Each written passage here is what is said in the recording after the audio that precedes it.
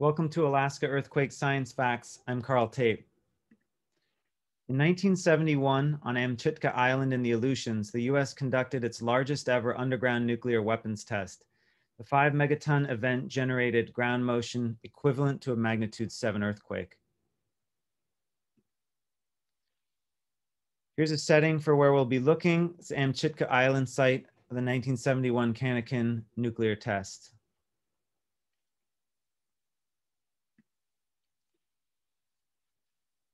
Here's a background quote from a congressional report. 3 tests were conducted on Amchitka Island. They described these: Longshot, Milrow, and then Cannakin. And the last one, they said, this test, by far the highest yield underground test ever conducted, was too large to be safely conducted in Nevada. So it was done in Alaska.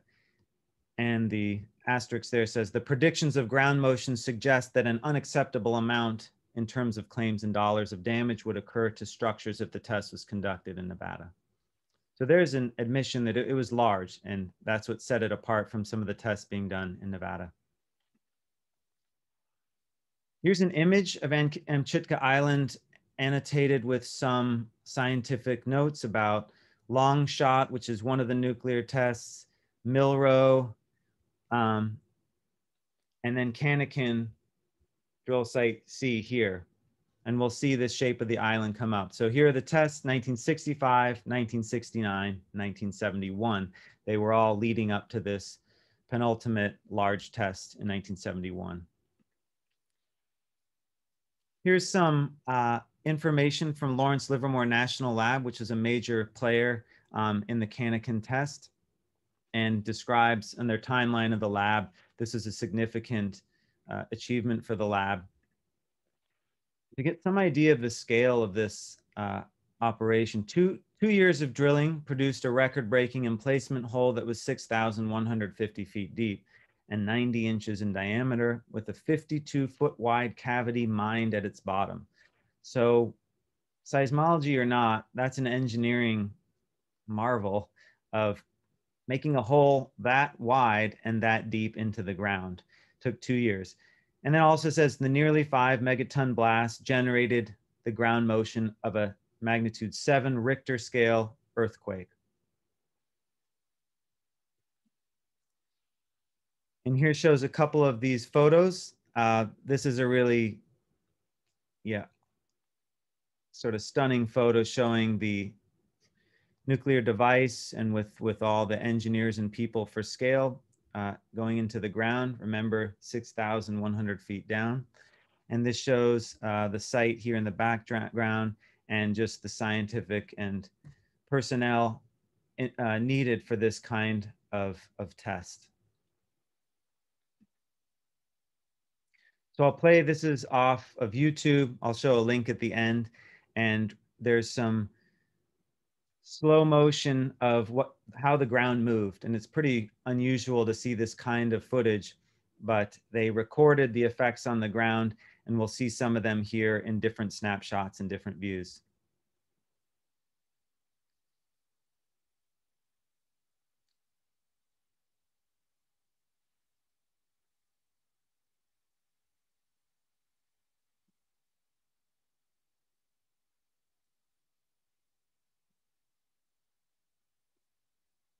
Here you can see some of the equipment and sheds.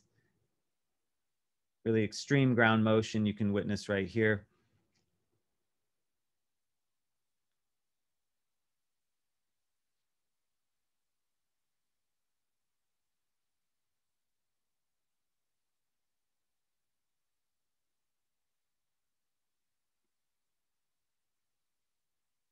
Lateral motion.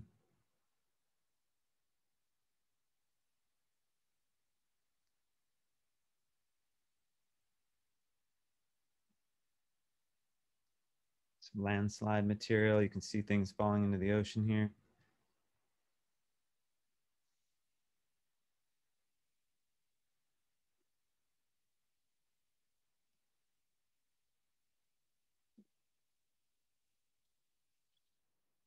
And so there was some scientific studies coming out of this data set, looking at the close-in ground motion from Milrow and Canakin, results of ground deformation measurements. So both we're interested in kind of the extreme ground motion and also the deformation that occurs at the ground arising from this kind of shallow event. It says high-speed motion pictures indicate that the ground surface in the GZ area had risen vertically about 8 meters by 1.4 seconds after the explosion. So 8 meters is a lot, and had returned to within about 1 meter of its original elevation by 4 seconds after the explosion. Gives you some idea of the numbers of the deformation. There's a paper on visible geological effects of the Canakin event, where scientists were able to map out the detail of the deformation ground cracking caused by this event. And this shows a geological map or a zoom in near the ground zero site GZ. And the title is Geological Map of Fractures Mapped from Aerial Photographs Taken Within a Few Hours After Shot Time, but Prior to Cavity Collapse. So the subsurface cavity, when it collapses, there's other deformation patterns, but these are all related to the explosion. You can see out in this coastal area, about 1 meter of uplift caused by this, this blast. So I like to weave in geology throughout this, but this is an unusual case where all of these features are new. These are structural features, faults, breaks at the surface caused by this one event. And so it'd be kind of analogous to a large earthquake happening somewhere and being able to not only record it, but see the immediate after effects. I show this slide just because as one statement to say that the wave field that comes out from an explosion like this is very complicated. And this figure illustrates kind of the expanding shock wave, the interaction with the free surface, the kind of deformation that can happen. And so when we look at recording seismic waves far away or the impacts of what's happening on the ground, we have to keep in mind there's a lot happening. This is all within 1 second of the detonation. Takeaway topics. First, the energy radiated from a nuclear explosion is comparable to the energy radiated from an earthquake.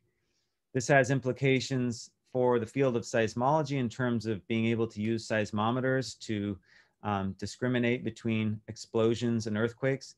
And second, the extreme ground motion and surface damage from nuclear explosions is comparable to the motion and damage from large earthquakes. Again, there's a lot of differences, but looking at the effects after a nuclear test, there's similar motivation to understanding the source and how it interacts with the ground as you would have from an earthquake.